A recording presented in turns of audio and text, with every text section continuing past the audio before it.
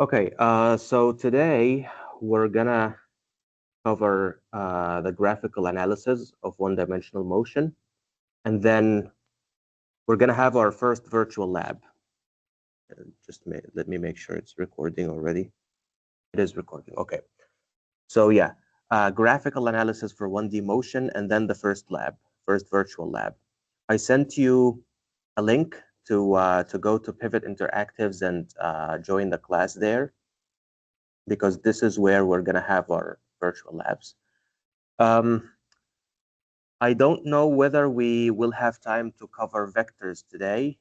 If we didn't have enough time, we will just cover them tomorrow. And depending on the pace, we may end up pushing the exam one day further. So instead of Tuesday, we might take it on Wednesday, depending on the pace, because I don't want to have everything covered but rushed. So we need some practice time as well. Let's see how it goes today. So we're going to start with some graphs before going to the lab. So let me share my screen.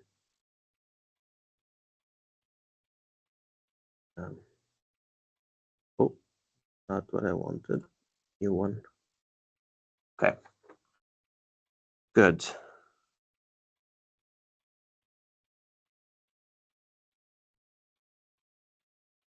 So this is lecture 3.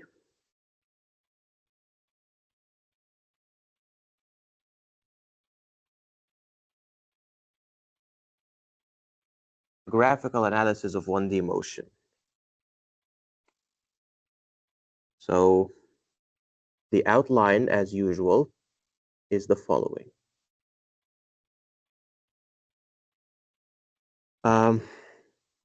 We will start with a quick recap.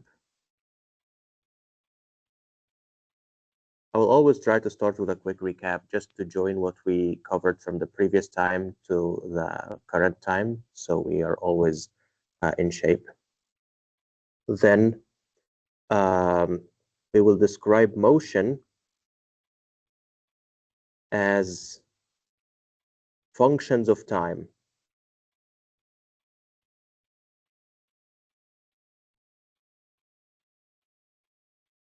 By that, I mean position as a function of time, velocity as a function of time, acceleration as a function of time. So instead of just looking at initial position, final position, initial velocity, final velocity, we will try to write that as a general function that is valid for any moment of time. And with that, we can draw some graphs to represent this motion. So graphical representation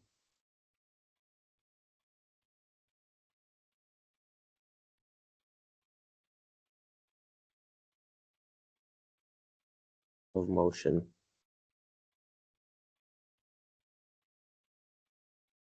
So this will cover the position versus time graph, velocity versus time graph, acceleration versus time graph.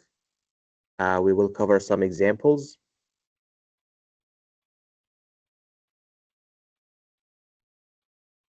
We will understand the slope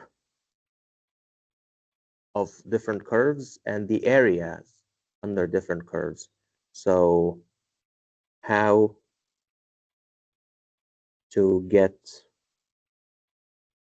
or let's say how to use the slope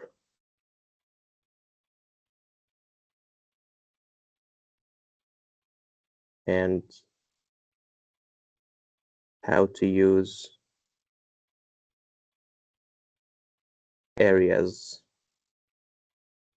And both of these to get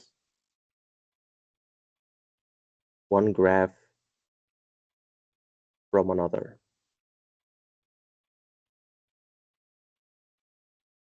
Okay, and then the lab will help with that. We will have some practice with that. Good. Okay, so let's get started with the recap.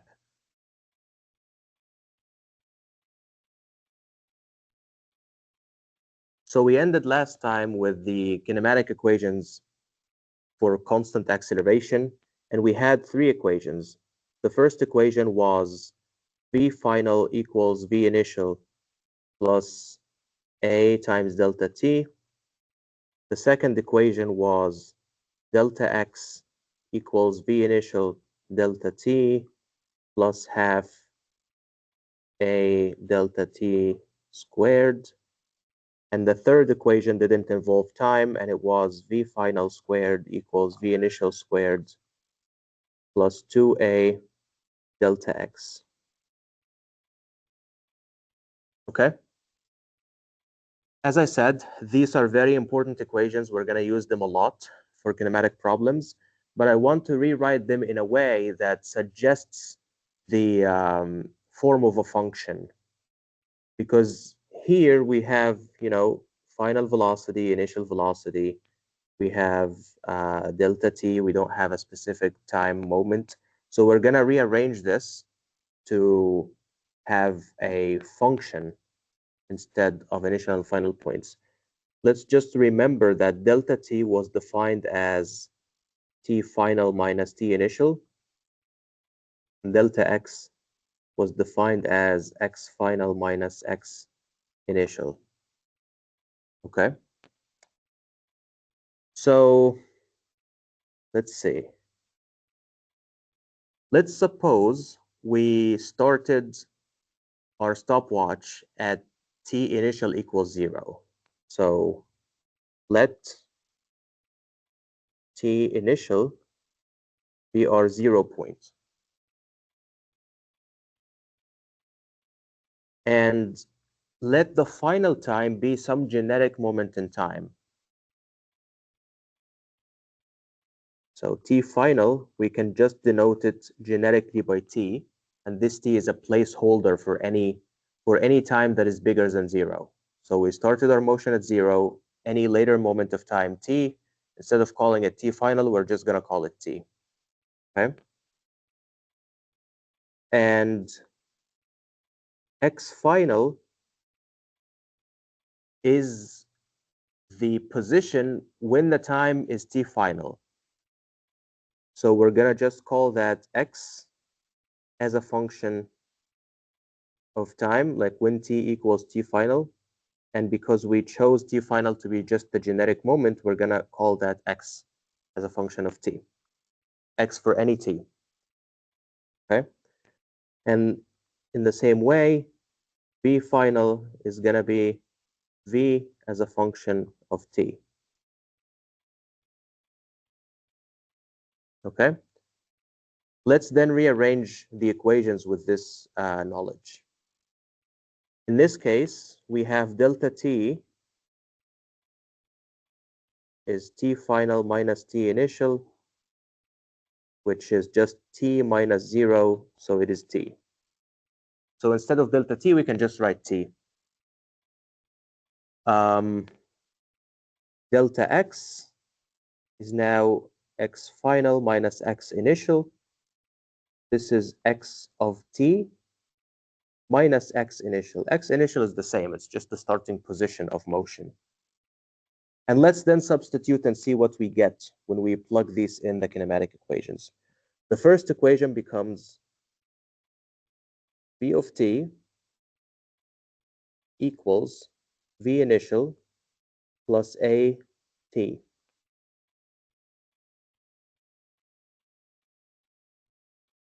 The second equation becomes x of t minus x initial equals v initial times t plus half a t squared.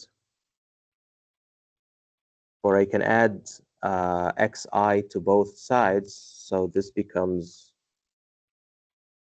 x of t is x initial plus v initial t plus half a t squared.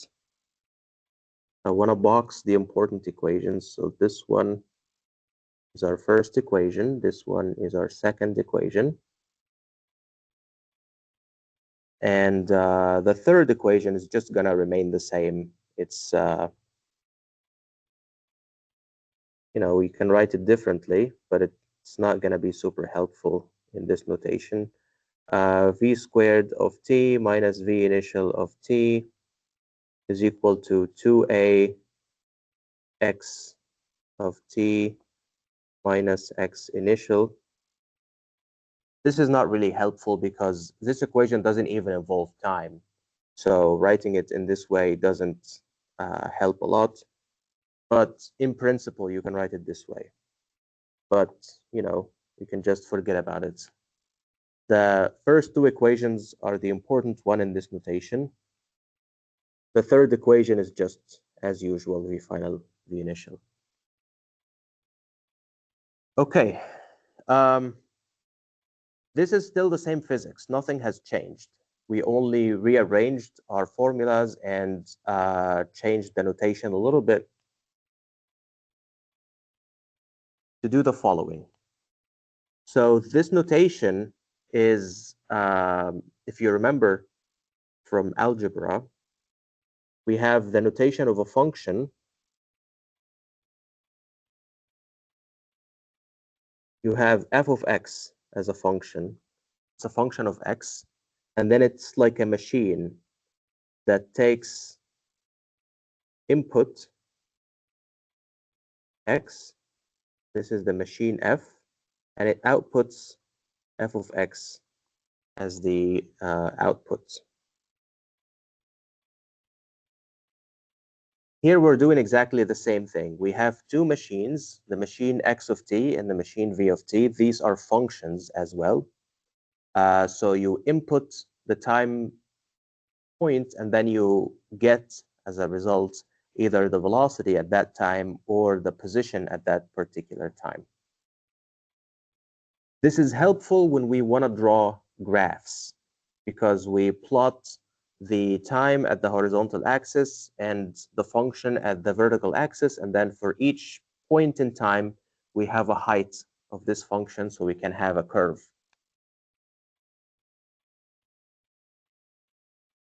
Okay. So let's start with some basic graphs. I want these two equations to be in front of me here, so I'm going to write them again. So V as a function of t is V initial plus AT, and x as a function of t is x initial plus V initial t plus half AT squared. And in this case, remember, these equations were derived in the case of a constant acceleration. So I can also write A of t equals constant. It doesn't change in time. That's just in principle. So I have all the kinematic variables. And now I want to draw a graph. So let's start easy. Let's start with the case of no motion whatsoever. So let's see, case one, or let's say example one.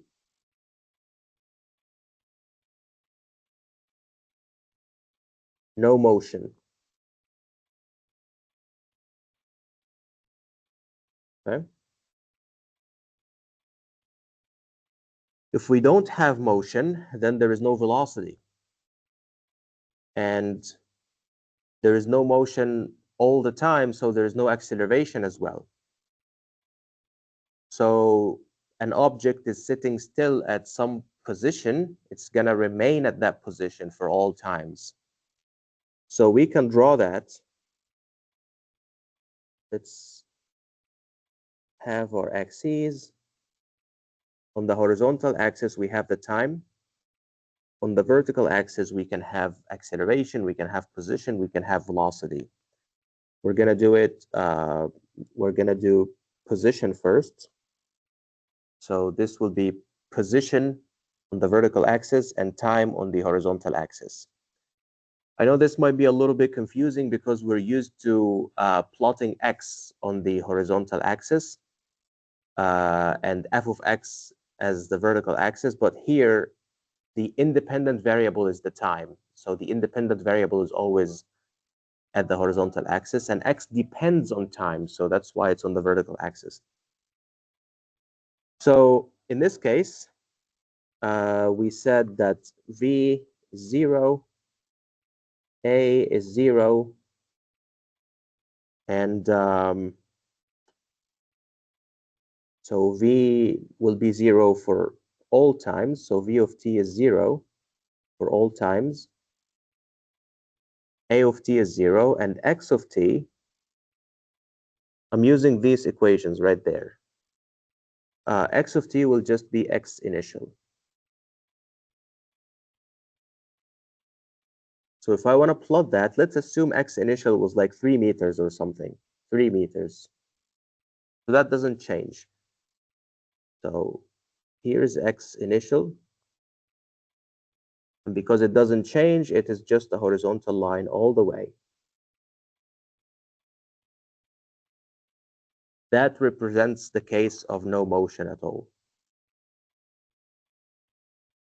If we want to draw the velocity versus time graph, velocity versus time, this will be a horizontal line at 0 because velocity is 0. And the same thing goes for acceleration. Let's see.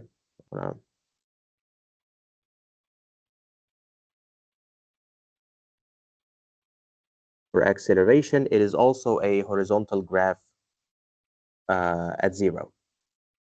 Okay, this is the trivial example. This is just no motion. But for all examples, this is what we're using. We're just looking at what the description means, and then we're plugging in these equations. As long as the acceleration is constant, these are the equations that tell us what goes on. Okay. Let's take the next case of constant velocity. Example 2, motion with constant velocity.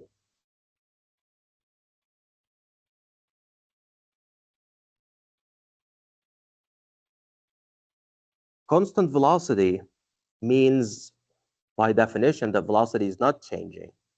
But the change in velocity is defined by acceleration. So if the velocity is not changing, there is no acceleration. So this, by definition, means that the acceleration as a function of time is 0 all the time. Okay? Because that's what constant velocity means. Okay. Then let me copy these equations here because we're going to use them again.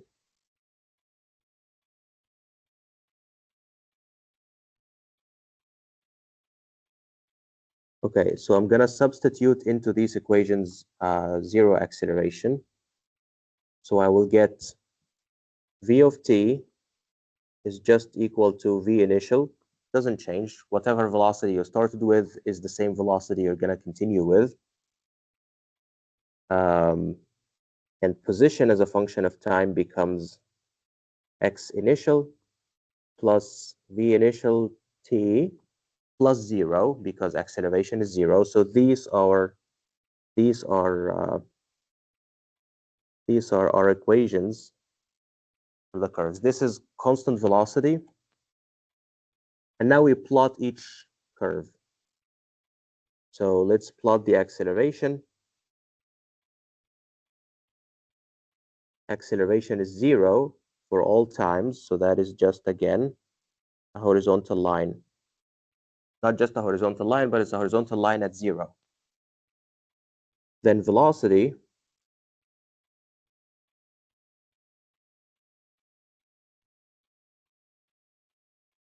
is constant at V initial. Whatever V initial is, it's constant. So it's the horizontal line at that particular value. V initial could be 5 meters per second, could be like -3 meters per second. In this case, it would be below the horizontal line. But generically speaking, it is just a horizontal line at some value. Then position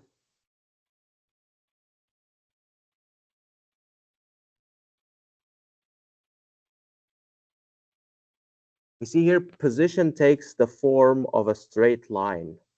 If you remember the formula for a straight line, y equals mx plus b. This is a straight line with a slope m and y-intercept b. Here, the independent variable is t, so b here is going to be the initial, like the quote-unquote y-intercept would be x initial, and the slope would be v initial. So the vertical intercept is x initial here. Let's say this is x initial. And then the graph has a slope vi.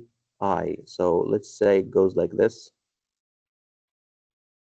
the straight line. And the slope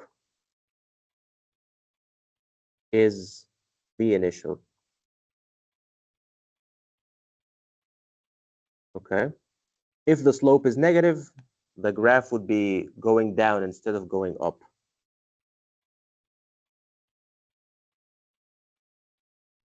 Good.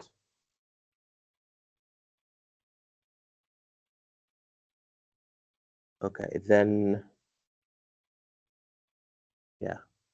So a random point on this graph at some time t would correspond on the vertical axis to x initial plus v initial times t. Okay. Any questions so far?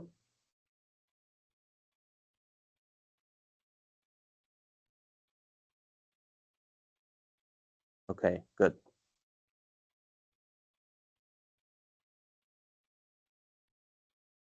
Then let's go to the next step, which is generic motion with constant acceleration. So these were special cases of the three kinematic equations. One time we set both acceleration and velocity to 0. Another time we set only acceleration to 0. Now we're not going to set anything equal to 0. We're going to keep acceleration constant, and we're going to see what the graphs look like generically. So, example 3, motion with constant acceleration. Non-zero acceleration, because I mean a zero acceleration is also a constant acceleration, but we want a non-zero acceleration. In this case, we have the acceleration is constant, so a of t is constant, v of t is v initial plus a t, and x of t is x initial plus v initial t plus half a t squared. And then I draw each one of them individually. So a of t, that's just a constant value for acceleration. So let's say that constant was 5 meters per second squared. Then it's just going to remain this way for as long as the motion is happening, just the horizontal line. Then velocity, if there is a constant acceleration, there must be a change in velocity, because that's the definition of acceleration. It's how velocity changing. And if it's non-zero change, then velocity will not remain the same. So v is a function of time. It starts with v initial at the vertical intercept. So this is v initial. If there was no acceleration, it would have been a horizontal line. But now there is acceleration, so that will go like this as a straight line, the slope of which is the acceleration. Okay? Finally, the position as a function of time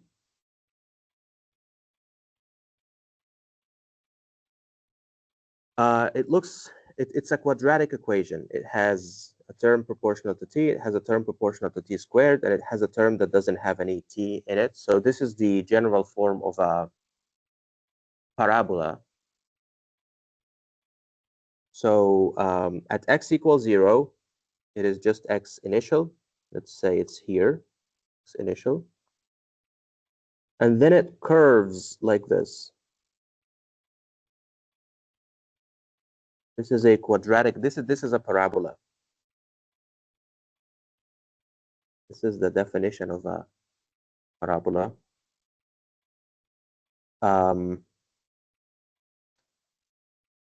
The instantaneous slope, like the slope of a tangent line at any point, gives you the instantaneous speed, v of t.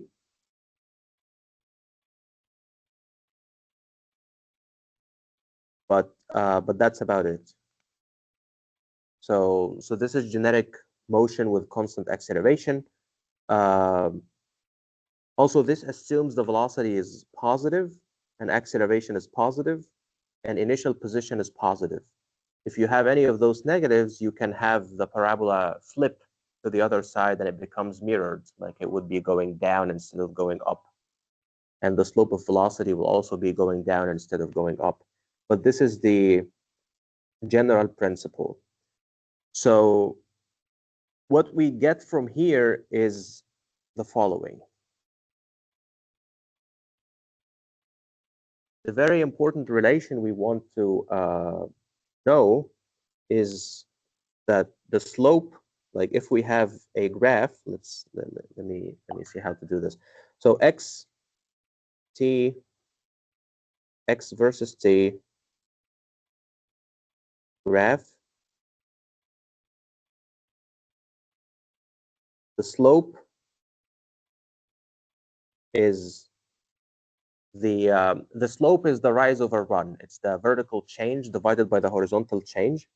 So if it's an x versus t graph, the vertical change is delta x, and the horizontal change is delta t. This is literally how we define the average velocity. So the slope gives you the average velocity. Average. Okay. For velocity versus time graph,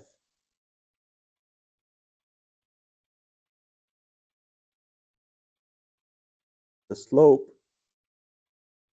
is again the rise over run, so it's delta v divided by delta t. And that's again the definition of the average acceleration. And because we're dealing with constant accelerations, the average is the same thing as the acceleration itself. And the units of the slope here are meter per second because it's velocity. And it's the rise over run. The rise is in meters because these are distances, and the run is in seconds. So rise over run is meters per second. And the units for the slope of the velocity versus time graph are units of acceleration, so meter per second squared. Okay.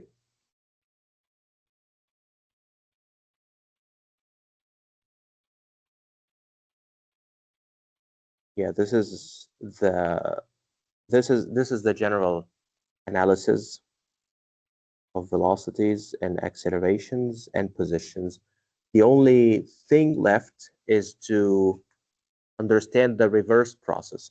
So here, if I give you a position versus time graph, you can get from it velocity.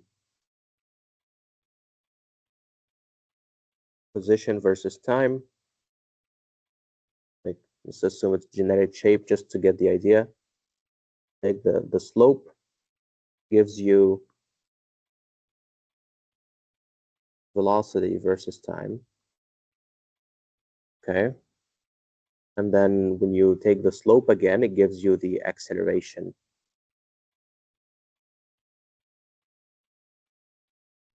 So this is going forward. And this is just generic shapes. I didn't bother to check what they look like. This is one way, but to go the other way around, we get the area under the curve. So the slope gets you from position to velocity to acceleration.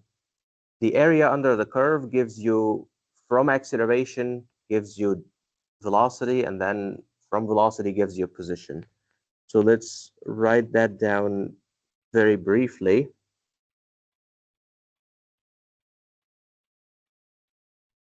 Given acceleration versus time graph, the area under the curve gives you the change in velocity. So let's say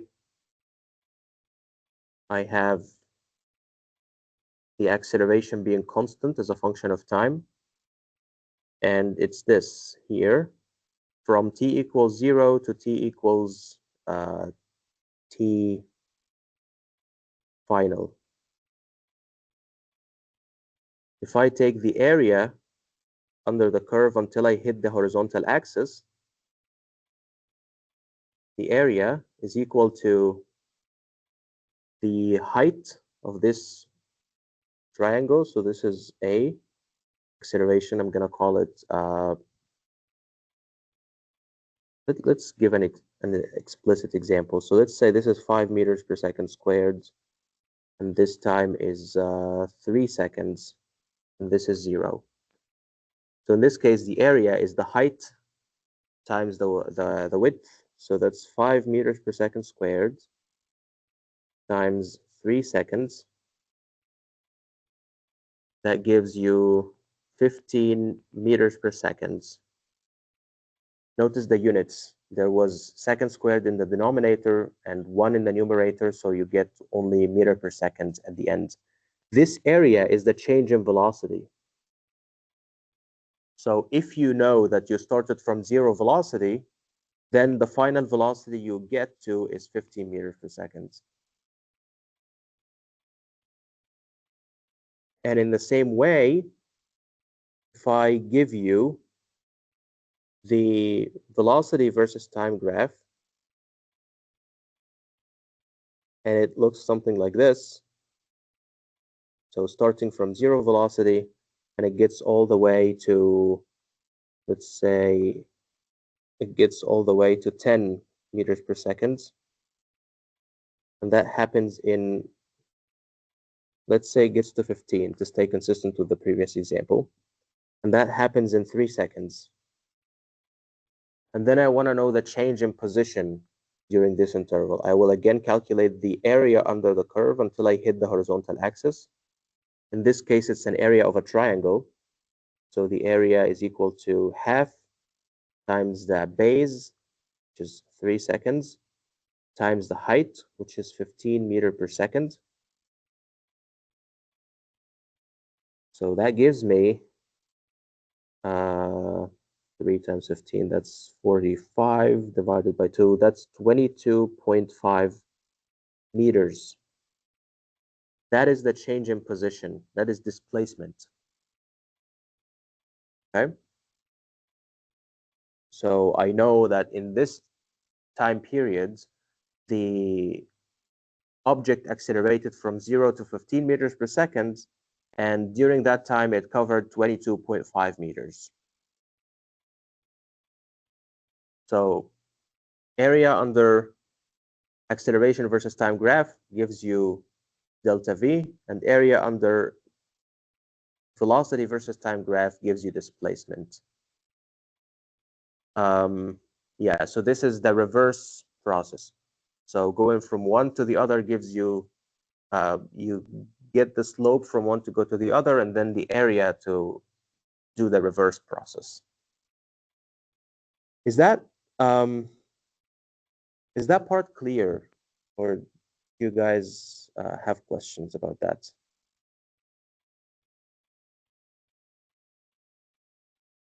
Hey, I see 2 thumbs up. Good. Okay.